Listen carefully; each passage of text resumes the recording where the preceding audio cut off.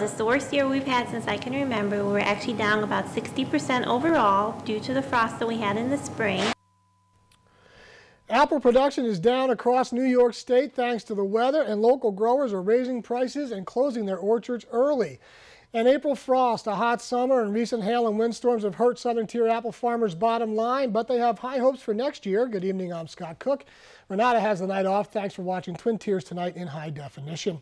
Well, today is the last day to pick your own apples at a lot of local orchards, 3 weeks earlier than usual thanks to the poor crop this year. WENY TV's Melissa Pirelli spoke to some local growers today. She joins us live in the studio with the story. Melissa? Scott, apple growers had a pretty tough season. That April frost prevented 60% of trees from pollinating because the blossoms froze.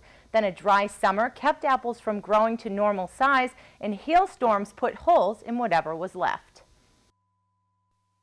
How about them apples? Stony Ridge Orchards in Erin is just one of the many apple farms across the state with a shortage and damaged apple crop this year. Growers were forced to raise prices, some charging $8 a gallon for cider. We did a little bit, but not that much because we were very fortunate to get what we did, and we have a lot of local loyal customers that come every year, and we just didn't feel it would be right to put the prices too high because then you wouldn't have as good customer base. Stony Ridge cider went up by 50 cents a gallon, and a bushel of apples rose by $1.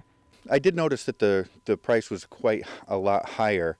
And, you know, when you have apples and other people don't, you, as a small business, you need to take that opportunity. But we don't mind. Prices are pretty high in the store, and being on a budget, you know, you really want to watch your money. And coming out to pick apples is a good way to save some money and spend some time with your family.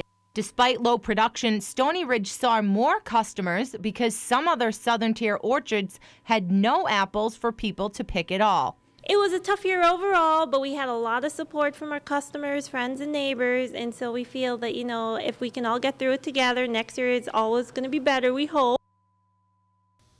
Stony Ridge owners say they haven't calculated their losses just yet, but as most farmers do, they have a cushion of money saved for tough seasons like this. Live in the studio, Melissa Pirelli, WENY TV News.